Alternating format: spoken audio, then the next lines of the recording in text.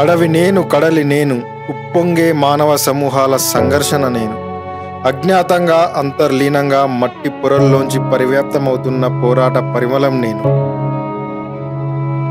అలిశెట్టి ప్రభాకర్ జగిత్యాలకు జిల్లాకు చెందిన ప్రభాకర్ ఒక రచయితగా, ఒక ఆర్టిస్ట్గా, ఒక ఫోటోగ్రాఫర్గా కూడా ఎన్నో సంచలనాలు విజయాలు సాధించారు.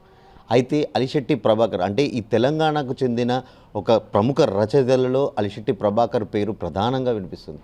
అయితే అలిశెట్టి ప్రభాకర్కు సంబంధించి ఆయనతో ఆ సాన్నిహిత్యం ఎట్లా ఉండేది, మనతో పాటు అలిశెట్టి ప్రభాకర్ సన్నిహితులు బిఎస్ రవీంద్ర గారు ఉన్నారు, వారితో మాట్లాడదాం. సార్ నమస్తే. అంటే అలిశెట్టి ప్రభాకర్ అంటే జయంతితో పాటు వర్ధంతి కూడా ఒకే రోజు, జనవరి 12వ తేదీ.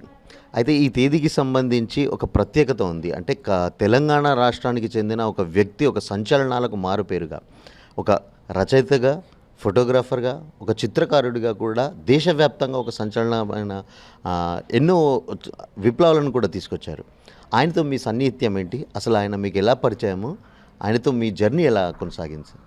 ఫస్ట్ నేను ప్రవేశించింది కవిత్వంలో. ఆయన కూడా అప్పటికే కవిత్వం రాస్తున్నాడు, నేను రాస్తున్నాను. ఒకసారి ఆయన కలవాలని చెప్పి మొట్టమొదటిసారిగా స్టూడియో పూర్ణిమ జగిత్యాలకు వెళ్ళినాను. వెళ్ళిన తర్వాత నేను పరిచయం చేసుకుంటే, అయ్యో నువ్వు మావాడివేనా, మా జిల్లానేనా, నాకు ఈ విషయం తెలియదు, నేను పత్రికల్లో చాలా కవితలు చూసి ఎక్కడివాడో అనుకున్నా, ఇక్కడివాడివేనా, చాలా సంతోషం అని చెప్పని అన్నాను. అది నా మొదటి పరిచయం.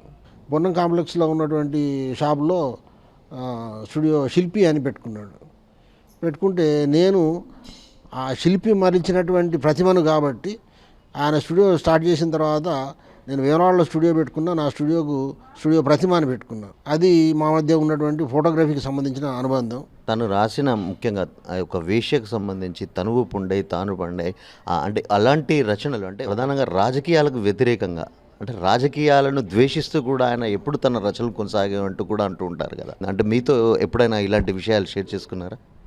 వాస్తవం చెప్పానంటే ఆయన మీద జైత్యాల జైత్రయాత్ర ప్రభావం చాలా ఉన్నది. దాని ప్రభావంతోనే ఆయన కవితలు రాసిండు. మొదటి పుస్తకంలో వచ్చినటువంటిదే చాలా ఫేమ్ అయింది. వేశ్య అనేటువంటి టైటిల్ తోటి, తను శవమై ఒకరికి వశమై, తనువు పుండై ఒకరికి పండై, తను ఎడారై ఎందరికో వయాసిస్తాయి. అట్లా అంత బలంగా ఈ 6 పంక్తుల్లో చెప్పినటువంటి అంశాన్ని ఇంతవరకు ఎవరు కూడా చెప్పలేకపోయారు. అప్పట్లో ఆయన ఒక ప్రధాన పత్రికలో ఒక జర్నలిస్టుగా కూడా పనిచేశారు. సమాజాన్ని ఎప్పుడు కూడా ఎత్తి చూపే విధంగా కూడా ఆయన తన సంకలనాలను రూపొందిస్తుండేవారు కదా. ముఖ్యంగా అతన్ని ఎలాంటి విషయాలు ప్రభావితం చేశాయనుకోవచ్చు? బడుగు బలహీన వర్గాలు దోపిడీకి గురవుతున్న విషయం అందరికీ తెలుసు. అవే ఆయనను ప్రభావితం చేసినాయి. దాని వెనుక జైత్యాల జైత్రయాత్ర అనేటువంటిది కూడా ఒక బ్యాక్గ్రౌండ్ ఉన్నది.